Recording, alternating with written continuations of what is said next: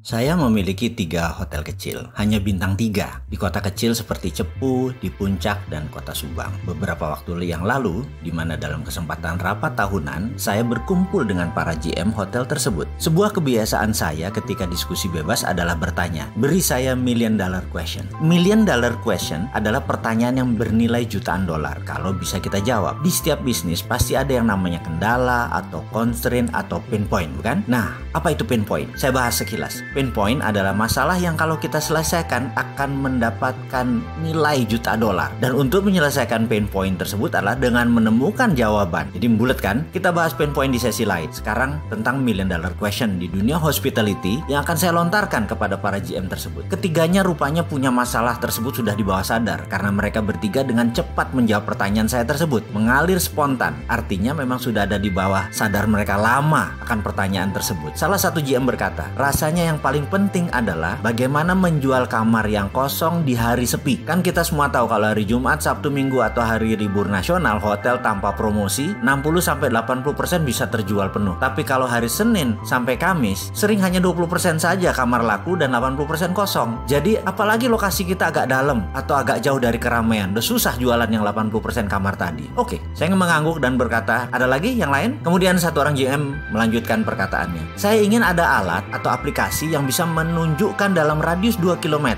dari hotel saya ada berapa orang yang perlu kamar sekarang. Oke, saya bilang. Yang lain lagi, satu orang lagi yang terakhir berkata, pekerjaan anak-anak front desk, ada nggak aplikasi yang membuat mereka bisa bekerja dengan cepat? Karena rata-rata itu adalah 10-15 menitan lah kami melayani tamu di front desk. Kalau tamu tadi ada ngantri aja di belakangnya karena sore hari ada yang masuk kemudian ada yang ngantri di belakangnya, atau malam deh tersering, itu bisa 30 menit. Padahal melalui OTA atau .com segala macam itu malah lebih merepotkan karena data administrasinya ada di kita. Dia cuman good dalam paymentnya saja. Jadi administrasi harus tetap kita kerjakan manual. Mendengar komentar ketiganya, saya langsung berpikir keras seperti kebiasaan kaum introvert yang dicampur kaum intuitif seperti saya. Saya mikir saja. Tiba-tiba klik di kepala saya ada sesuatu yang sepertinya bunyi. Lalu saya berkata, kalau saya bisa jawab ini semua artinya kita akan dapat $1 million bisnis. Betul? Bertiga mengangguk. Padahal saya ini bukan berbicara pada mereka, saya setengahnya berbicara pada diri sendiri. Begini, kan aplikasi online traveler itu kebanyakan melihatnya dari sisi traveler, bukan dari sisi kalian para hotelier. Bener nggak? OTA, online travel agent itu kan punya pihak ketiga. Bagaimana kalau saya buatkan aplikasi dari kacamata hotelier sekarang, dari kacamata kita? Jadi ini merupakan hotel platform, hotel yang menentukan segalanya, mulai dari pricing sampai HMS, software atau hotel management system, semua ada di front desk. Bahkan di front desk tersebut jika ada traveler, dia cuma ngasih QR code, dipotret, data pindah dan langsung kasih kunci. Jadi tugas front desk hanya satu. Setelah QR code dikasih tadi, tinggal samakan identitas dia dengan di QR code, lalu kuncinya dikasih. 1 menit selesai. Lalu saya bilang, bagaimana kalau saya siapkan aplikasi